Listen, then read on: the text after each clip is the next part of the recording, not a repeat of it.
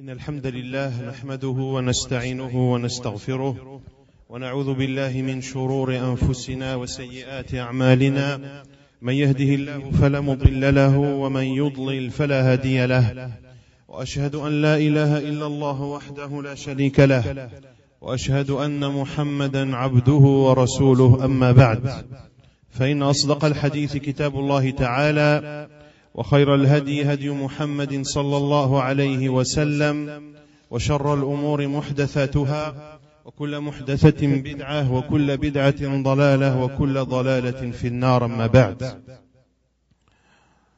Donc Inch'Allah Ta'ala, on entame aujourd'hui une série de rappels intitulés Les Assises du Ramadan.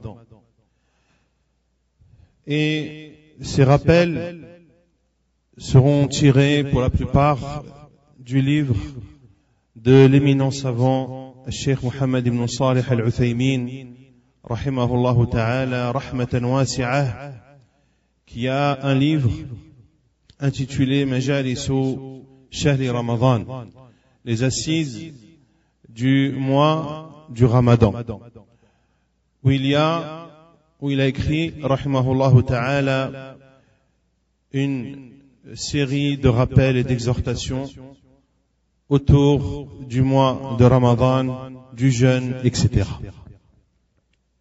Et l'éminent savant Mohammed ibn Salih al-Uthaymin rahimahullah ta'ala n'a nul besoin que l'on explique qui il était, quelle était sa place dans la communauté musulmane.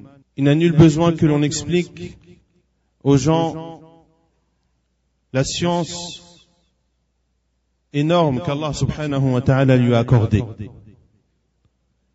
C'était un illustre savant de notre époque, rahimahullah ta'ala, connu pour sa science large, connu pour son comportement, rahimahullah ta'ala. C'était un dévot qui ne prêtait pas attention aux choses éphémères de cette vie d'ici-bas. Quant à la science, lorsqu'il parlait dans le tafsir, dans l'explication du Coran, on avait l'impression que c'était sa spécialité. Lorsqu'il faisait des cours dans la langue arabe, dans toutes les sciences qui sont incluses dans cette immense langue qui est la langue du Coran, on avait l'impression que c'était le savant de la langue arabe.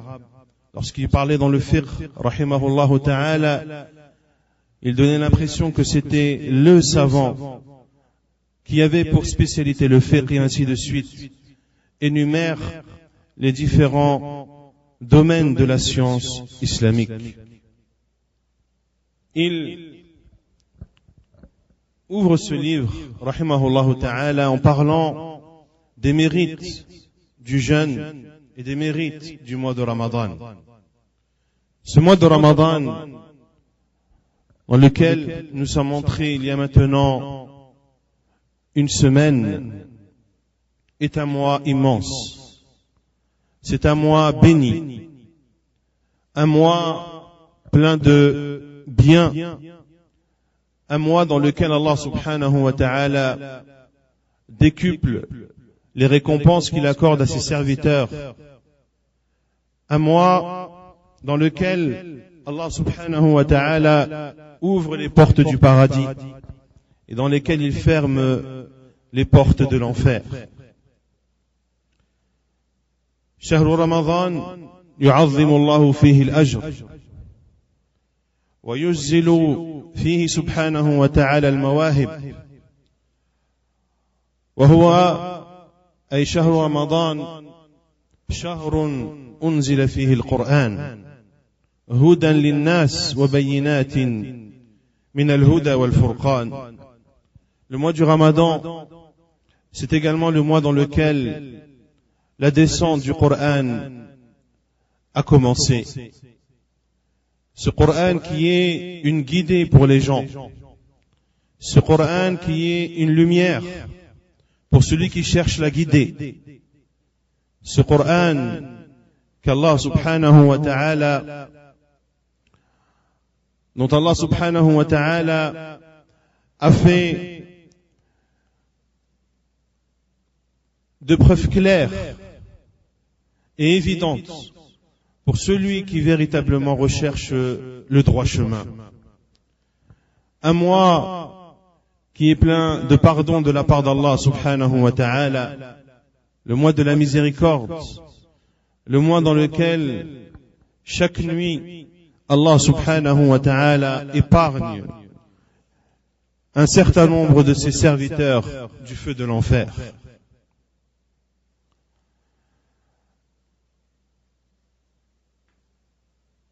روى البخاري ومسلم من حديث أبي هريرة رضي الله تعالى عنه أن النبي صلى الله عليه وسلم قال: إذا جاء رمضان فتحت أبواب الجنة وغلقت أبواب النار وصفدت الشياطين.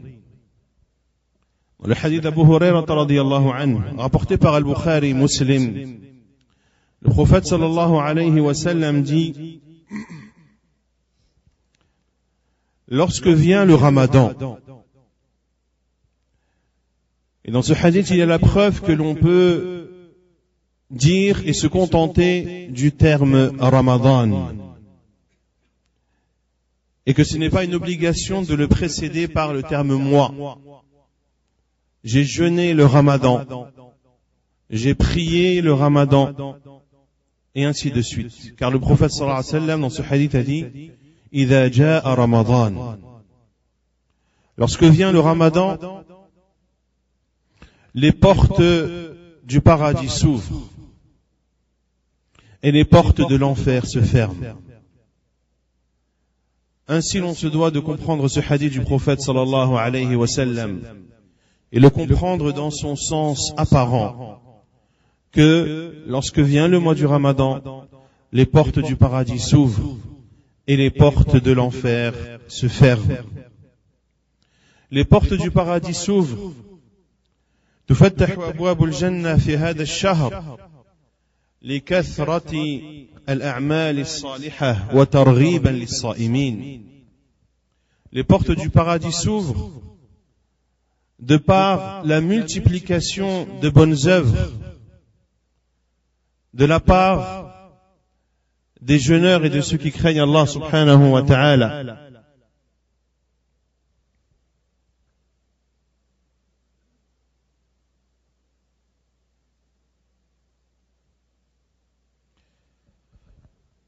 Les portes du paradis s'ouvrent car les jeûneurs, les pieux, ceux qui craignent Allah subhanahu wa ta'ala, multiplient leurs actes d'adoration à leur Seigneur subhanahu wa ta'ala. Et le fait qu'ils sachent que les portes du paradis s'ouvrent, cela augmente leur motivation. Et cela fait en sorte que ils accroient et accourent vers l'obéissance à Allah subhanahu wa ta'ala. Les portes de l'enfer se ferment, car ceux qui désobéissent à Allah azza wa jal, leur désobéissance diminue. Et le prophète sallallahu alayhi wa sallam dit: wa suffidati shayatin. Et les diables sont enchaînés. Suffidati shayatin, les diables sont enchaînés de telle sorte que ils n'ont pas la liberté qu'ils ont de parcourir la terre dans le but de dévier les serviteurs d'Allah azza wa jal du chemin d'Allah. Et cela ne signifie pas que ils n'ont pas d'impact. Cela ne signifie pas que ils n'ont plus d'influence.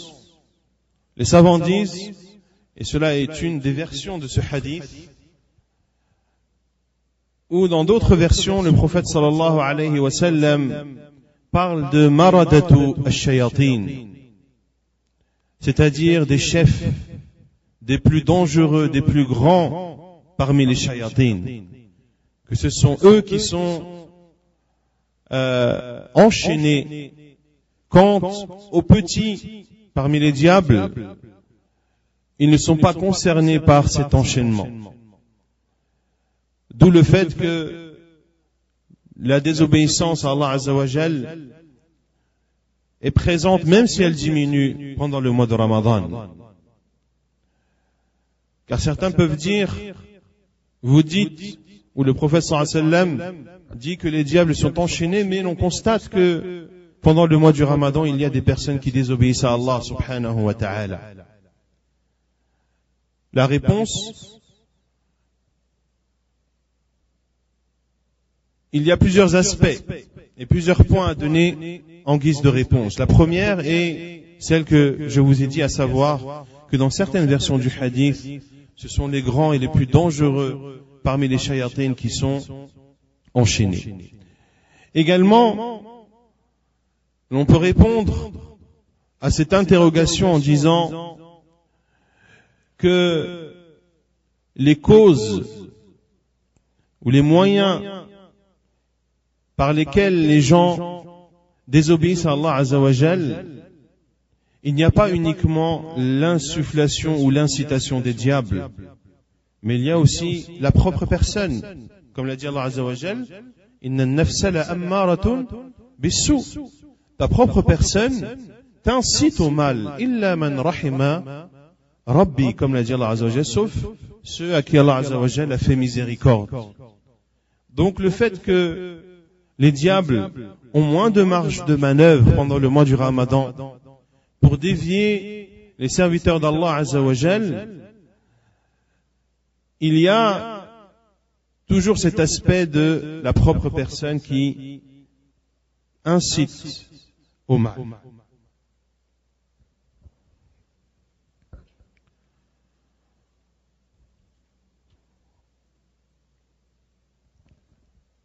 ثم اعلموا أن الصوم من أفضل العبادات ومن أجل الطاعات، وهذه العبادة أعني عبادة الصوم لها فضائل كثيرة.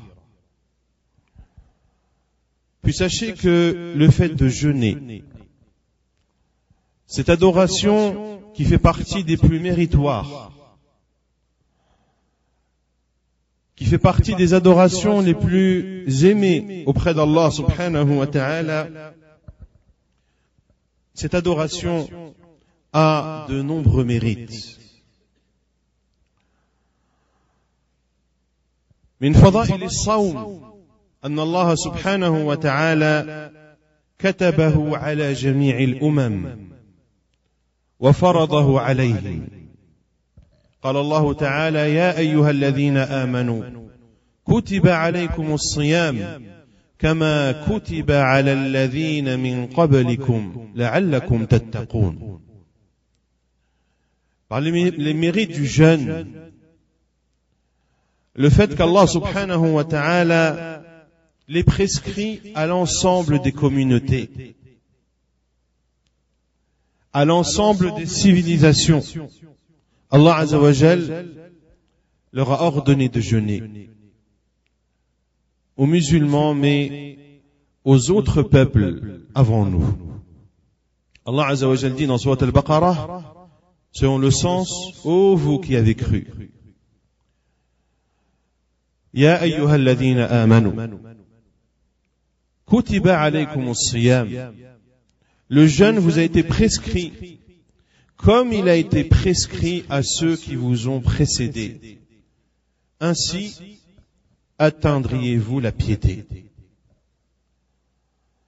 Si le jeûne, le fait de jeûner n'était pas une immense adoration, si le jeûne n'était pas une adoration dont le croyant et la croyante ne peuvent se passer,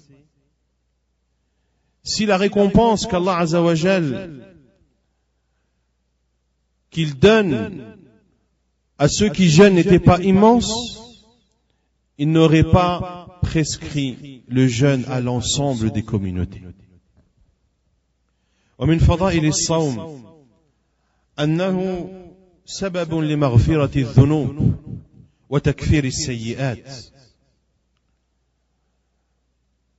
روى البخاري ومسلم عن أبي هريرة رضي الله عنه أن النبي صلى الله عليه وسلم قال: من صام رمضان إيمانا واحتسابا غفر له ما تقدم من ذنبه.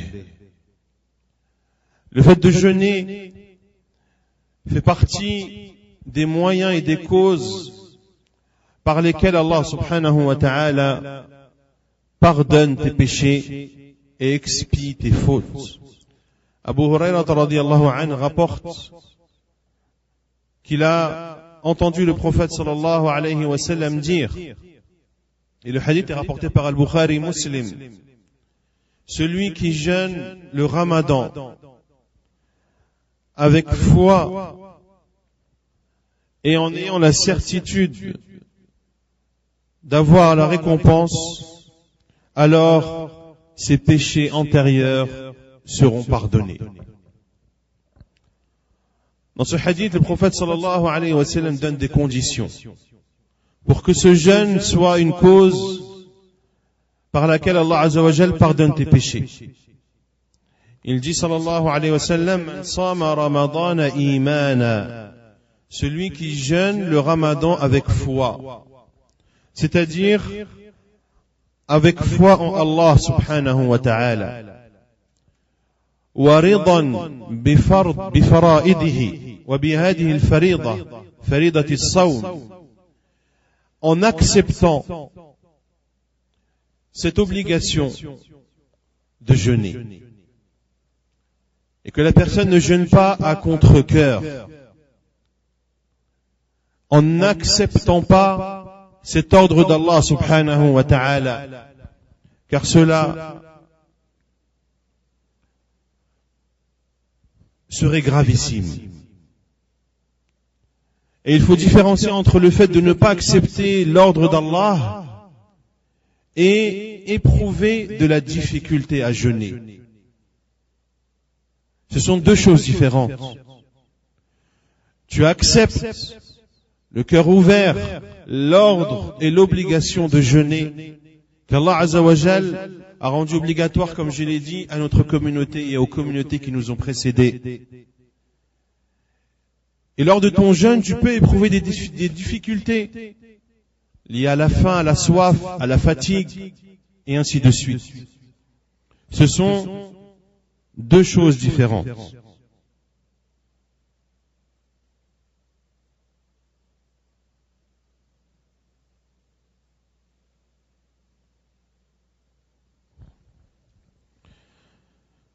Ce sont donc deux choses différentes qu'il faut bien distinguer.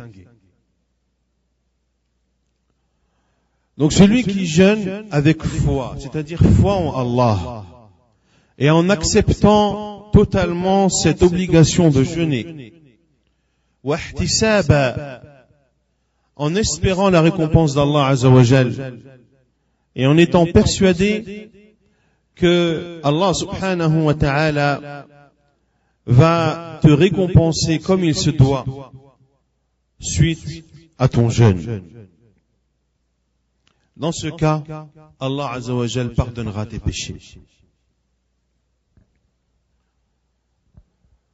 ومن فضائل الصوم أن ثوابه لا يتقيد بعدد بل يعطي الله سبحانه وتعالى الصائم أجره بغير حساب. Parmi les grands mérites du jeûne, le fait que la récompense qu'Allah subhanahu wa ta'ala accorde aux jeûneurs est sans mesure. La récompense qu'Allah Azza wa Jal accorde aux jeûneurs est sans mesure.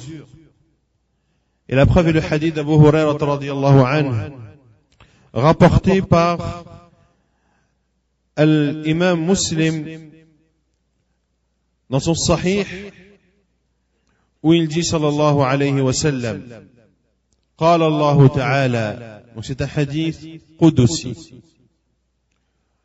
كل عمل ابن آدم له إلا الصوم فإنه لي وأنا أجزي به والصيام جنة فإذا كان يوم صوم أحدكم فلا يرفث ولا يصخب فإن سابه أحد أو قاتله فليقل إني صائم والذي نفس محمد بيده لخلوف فم الصائم أطيب عند الله من ريح المسك للصائم فرحتان فيفرحهما إذا أفطر فرح بفطره وإذا لقي ربه فرح بصومه.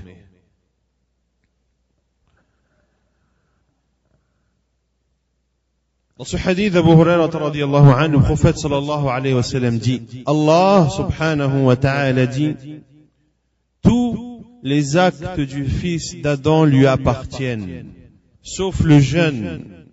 Il m'appartient et c'est moi qui en accorde la rétribution. Puis le prophète sallallahu alayhi wa sallam dit, was-siyamu junnah. Le jeûne est un rempart. Celui donc qui, lorsqu'il jeûne, lorsque l'un d'entre vous jeûne, qu'il ne dise pas des paroles déplacées, voire obscènes, et qu'il ne crie pas et ne s'emporte pas.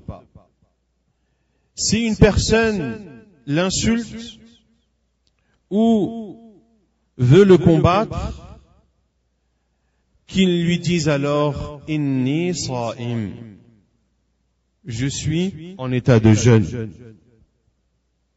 Et il dit sallallahu alayhi wa sallam, par celui qui détient l'âme de Muhammad dans sa main, l'haleine du jeûneur est plus bonne auprès d'Allah que l'odeur du musc. Le jeûneur connaît deux joies. Lorsqu'il rompt son jeûne, il connaît la joie de la rupture. Et lorsqu'il rencontrera son Seigneur, il sera heureux et joyeux d'avoir jeûné. هذا الحديث يدل على فضيلة الصوم من وجوه عديدة.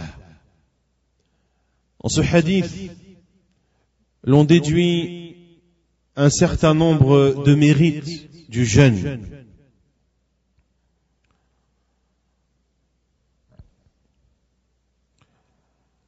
Le premier mérite du jeûne est le fait qu'Allah subhanahu wa ta'ala s'est attribué le jeûne. Et as-sawm, le jeûne, est la seule adoration qu'Allah subhanahu wa ta'ala s'est attribué à lui-même. Ceci, de par la noblesse de cette adoration, ceci car celui qui jeûne fait preuve d'une sincérité particulière. Le jeûne est en réalité le secret, un secret entre Allah Azza wa Jalla et son serviteur. Seul Allah subhanahu wa ta'ala en connaît les détails. Car une personne qui se trouve à l'écart des regards des gens et de leur présence a la possibilité de commettre l'interdit en état de jeûne. Il a la possibilité de boire, de manger ou autre, mais il ne le fait pas. car il sait qu'Allah Azza wa Jal l'a interdit. Il redoute le châtiment d'Allah subhanahu wa ta'ala s'il était amené à rompre volontairement son jeûne. Et il est poussé également par cette immense récompense, comme on l'a vu précédemment, qui est sans mesure, qu'Allah subhanahu wa ta'ala accorde aux jeûneurs. Ainsi, Allah subhanahu wa ta'ala accorde une récompense particulière aux jeûneurs, afin de le récompenser pour sa sincérité dans cet acte et le fait qu'il adore Allah subhanahu wa ta'ala comme il se doit. Et dans le hadith Qudusi, Allah Azza wa Jal cite parmi les mérites du jeûne en parlant de son serviteur, yada'u shahwatahu wa ta'amahu min ajli. Il délaisse ses plaisirs et le fait de se nourrir pour moi. Parmi les mérites du jeûne qu'on le retient de ce hadith d'Abu Hurayrah radiyallahu anhu, la parole d'Allah Azza wa Jal, wa ana ajzi bihi, et c'est moi qui en donne la rétribution. Allah Azza wa Jal a donc attribué la récompense du jeûne à lui-même, subhanahu wa ta'ala. Et ceci est la particularité du jeûne. Toutes les autres adorations, Allah Azza wa Jal multiplie la récompense par 10 et multiplie ces récompenses comme il le souhaite subhanahu wa ta'ala jusqu'à 700 multiples. Quant au jeûne, Allah Azza wa Jal se réserve exclusivement la rétribution de façon qui ne peut être quantifiée. D'une façon qui ne peut être quantifiée et sans mesure. Et la récompense est grande, plus celui qui te récompense est grand. Ainsi, lorsque tu reçois un cadeau d'une personne qui t'est chère, cela n'a pas la même valeur auprès de toi que si c'était un inconnu. Que dire lorsque tu reçois cette récompense de la part d'Allah subhanahu wa ta'ala, le Seigneur des mondes subhanahu wa ta'ala,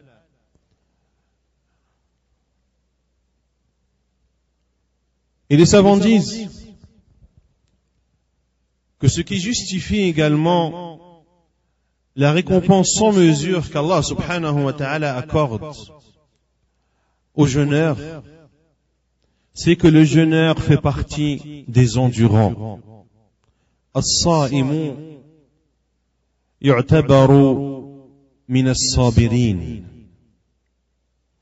Et que le jeûneur réunit dans son jeûne les 3 formes de patience et d'endurance. Sabrun ala ta'atillah, wa sabrun an ma'siyatillah, wa sabrun ala aqdarillahi al-mu'limah. Les 3 formes de patience que sont de patienter dans l'adoration d'Allah Azza wa Jal, de patienter vis-à-vis des interdits d'Allah Azza wa Jal et de patienter dans les décrets douloureux.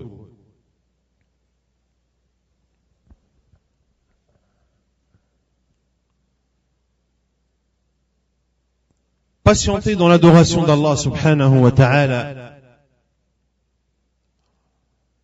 lorsque tu jeûnes,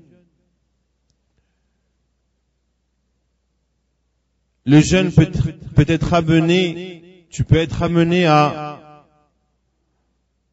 ressentir des difficultés.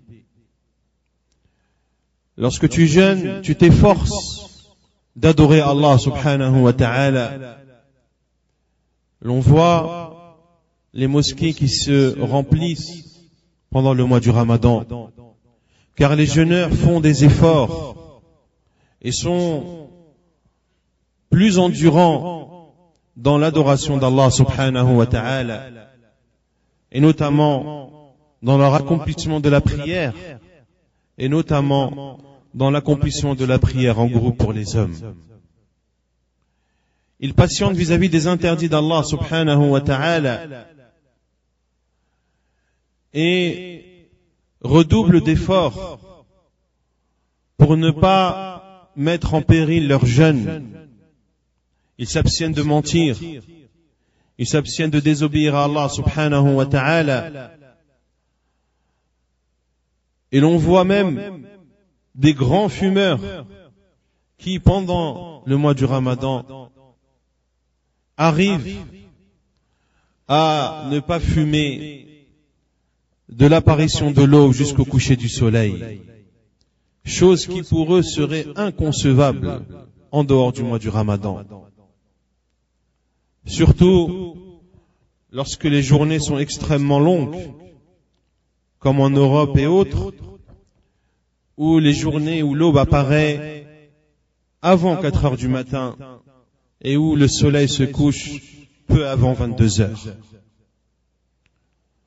Donc le jeûneur redouble d'efforts pour ne pas tomber dans l'interdit et dans la désobéissance à Allah subhanahu wa ta'ala. Et également, il fait preuve de patience et d'endurance lorsque durant son jeûne, il est pris d'une grande soif, ou lorsque durant son jeûne, il est pris et souffre d'une faim qui le dérange,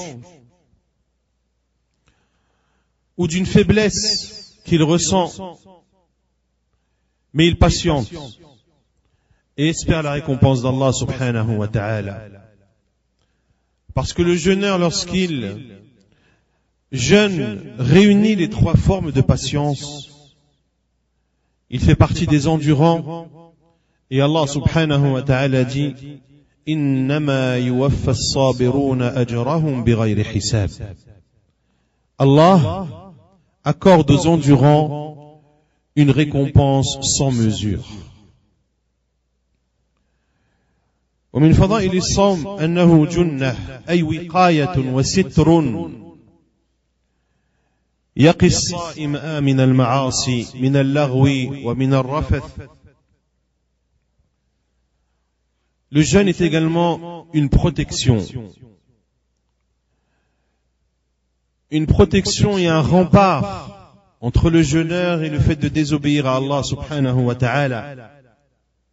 C'est pour ça que le prophète sallallahu alayhi wa sallam a dit, lorsque l'un d'entre vous jeûne, qu'il ne dise pas des paroles déplacées, obscènes, et qu'il ne s'emporte pas dans ses comportements. Et dans certains hadiths, le prophète sallallahu alayhi wa sallam dit As-siyamu junnah yastajinnu biha al-abdu min an-nar. Le jeûne est un rempart, une protection à travers lequel le serviteur se protège de l'enfer. Et c'est notamment la recommandation que le prophète sallallahu alayhi wa sallam a donnée aux jeunes qui n'ont pas la possibilité de se marier. Il dit sallallahu alayhi wa sallam Ya ma'shara ash-shabab man istata'a minkum al-ba'ata falyatazawwaj wa man lam yastati' fa alayhi bis-sawm fa innahu lahu wija'. Ô vous les jeunes, ceux d'entre vous qui peuvent se marier, qu'ils le fassent. Et celui qui n'en a pas la capacité, alors qu'il jeûne, car le jeûne sera pour lui une protection.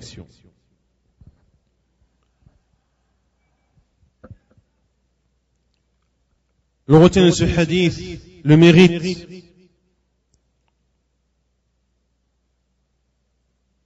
du jeûne, le fait que la laine du jeûneur est plus bonne auprès d'Allah que l'odeur du musc. من فضائل الصوم أن خلوف فم الصائم أطيب عند الله من ريح المسك. Car cette haleine qui émane du jeûneur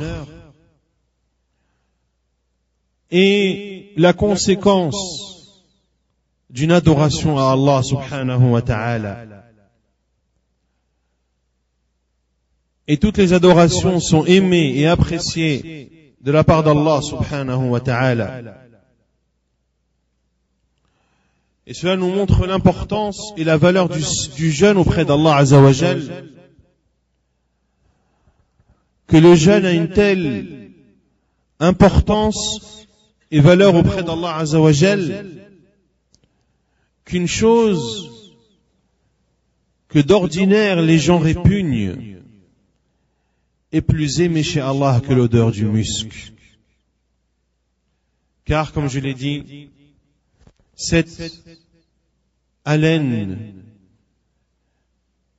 est la conséquence d'une obéissance à Allah subhanahu wa ta'ala. أيضا من فضائل الصوم أن للصائم فرحتين.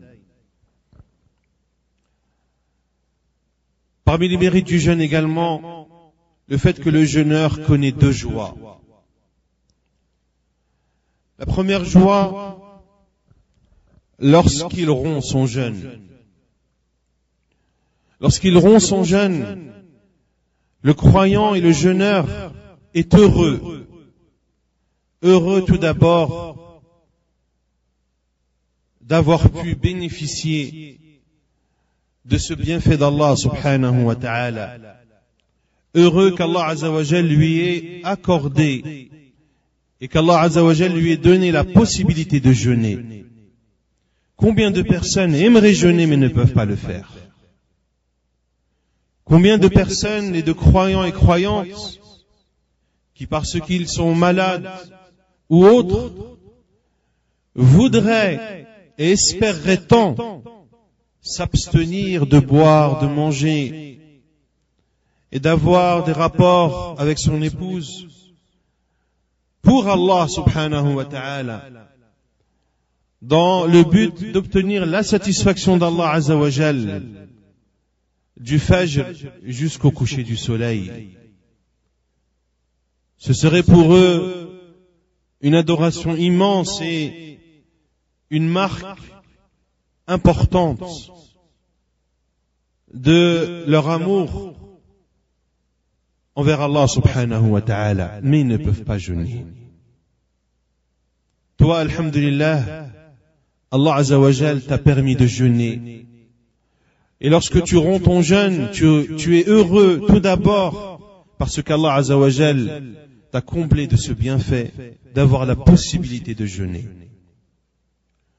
Ensuite, tu es heureux lors de la rupture de ton jeûne parce que tu peux enfin boire et manger. Tu peux enfin, parce qu'Allah azza wa jal te l'autorise, mettre un terme à cette soif qui t'a peut-être dérangé durant toute la journée et te nourrir afin de reprendre des forces et ne plus ressentir cette faiblesse qui t'a peut-être dérangé durant toute ta journée. Quant à la deuxième joie que connaît le jeûneur et qui est sans aucun doute la plus grande des joies, le fait de rencontrer Allah subhanahu wa ta'ala. Le jour du jugement, le jour où la personne aura le plus besoin de ses œuvres pieuses qu'elle a accomplies de son vivant, le jour où le jeûneur rencontrera son Seigneur subhanahu wa ta'ala, le jour du jugement, et qu'il trouvera auprès d'Allah azza wa jal cette récompense sans mesure, au moment où ce serviteur en aura le plus besoin. Il connaîtra cette joie le jour du jugement, lorsqu'il entendra ses appeleurs dire « Aïna as-sa'imoun » où sont les jeûneurs, afin qu'ils puissent entrer par la porte appelée Ar-Rayyan, la porte du paradis, l'une des portes du paradis, par laquelle entreront exclusivement les jeûneurs.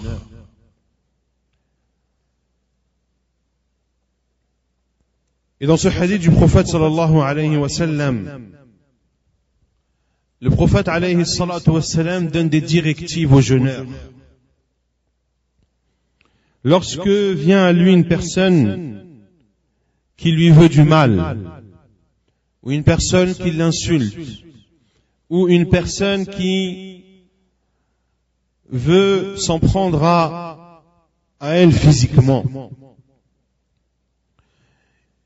le prophète sallallahu alayhi wa sallam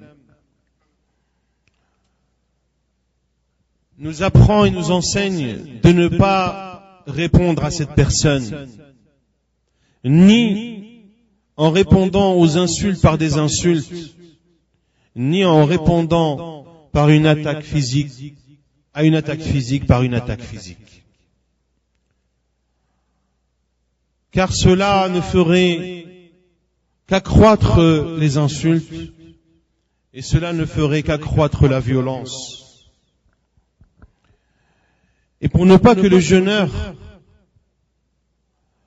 fasse preuve d'impuissance ou de faiblesse vis-à-vis de celui qui le provoque verbalement ou physiquement, le prophète sallallahu alayhi wa sallam nous enseigne de répondre à cette personne « Inni sa'im » je suis en état de jeûne. C'est-à-dire, ne pense pas, ô toi qui viens m'offenser verbalement ou physiquement, ne pense pas que je suis incapable, ou que j'ai peur de toi, ou quelconque autre raison. Ne pense pas que c'est cela qui fait en sorte que je ne me mets pas devant toi, mais je ne réponds pas à ta violence, car je suis en état de jeûne, car j'adore Allah subhanahu wa ta'ala, et il n'appartient pas aux jeûneurs de désobéir à Allah subhanahu wa ta'ala. Et lorsque le jeûneur répond ainsi, Inni sa'im, cela fait tout de suite baisser la tension. Et cela interpelle cette personne qui est venue à toi avec cette violence verbale ou physique. Allah subhanahu wa ta'ala dit dans Surat Fussilat, وَلَا تَسْتَوِي الْحَسَنَةُ وَلَا السَّيِّئَةُ ادفع بالتي هي أحسن فإذا الذي بينك وبينه عداوة كأنه ولي حميم وما يلقاها إلا الذين صبروا وما يلقاها إلا ذو حظ عظيم.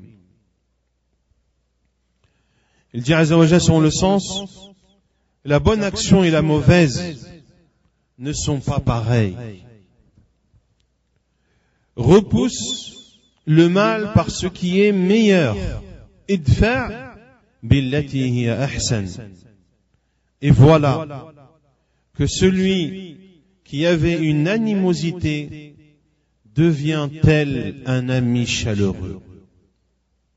Voilà que celui qui est venu te violenter, lorsque tu as répondu à sa violence par la douceur, le calme et la raison, en disant Inni sa'im, voilà que cette personne qui avait au départ de l'animosité à ton égard, se comporte avec toi tel un ami chaleureux.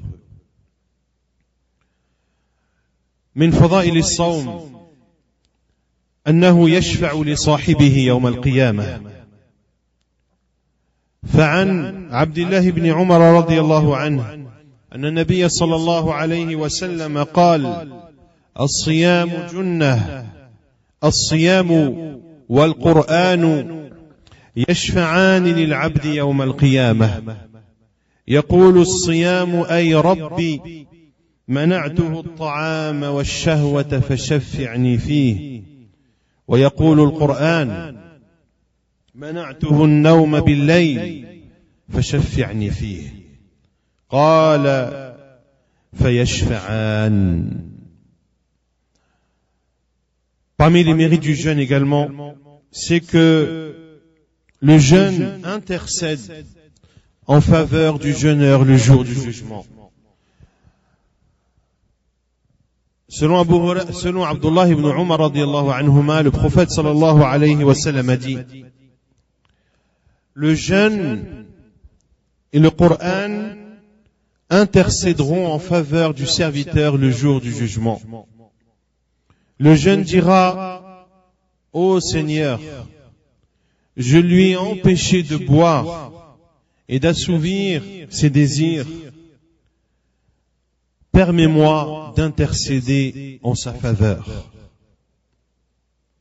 Et le Coran dira: je lui ai empêché de dormir la nuit. Permets-moi d'intercéder en leur faveur. Et Allah Azza wa Jal leur accordera cette intercession. هذا ما تيسر من ذكر بعض فضائل شهر رمضان وصيامه والصيام عموما والصيام في شهر رمضان خصوصا. ولا يدرك الصائم هذا الأجر إلا إذا قام بالصيام حق قيامه ويتأدب بآدابه. فعلينا أن نجتهد في إتقان صيامنا وفي حفظ حدود الصيام وأن نتوب إلى الله عز وجل من هذا التقصير. Donc voilà ce que on peut dire de façon brève concernant le mérite du mois du Ramadan, concernant le mérite du jeûne de façon générale et le mérite du jeûne de façon particulière pendant le mois de Ramadan. Et nul doute que le jeûneur bénéficie de tous ses bienfaits lorsqu'il jeûne comme il se doit et lorsqu'il se comporte pendant son jeûne comme il se doit. Nous devons donc redoubler d'efforts afin de parfaire notre jeûne, ne pas outrepasser les limites de ce jeûne, et nous devons nous revenir vers Allah Azza wa Jal repentant et demander à Allah Azza wa Jal de nous pardonner les manquements que l'on peut faire à l'égard de ce jeûne. ونكتفي بهذا القدر وسبحانك اللهم وبحمدك أشهد أن لا إله إلا أنت أستغفرك وأتوب إليك. إن الحمد لله نحمده ونستعينه ونستغفره ونعوذ بالله من شرور أنفسنا وسيئات أعمالنا. من يهده الله فلا مضل له ومن يضلل فلا هادي له.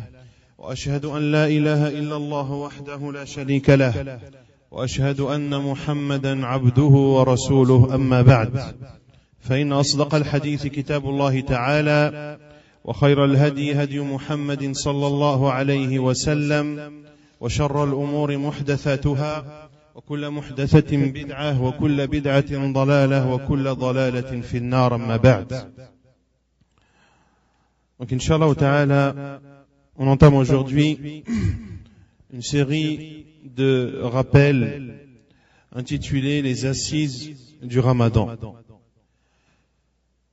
Et ces rappels seront tirés pour la plupart du livre de l'éminent savant الشيخ محمد بن صالح العثيمين رحمه الله ta'ala rahmatan wasi'ah, qui a un livre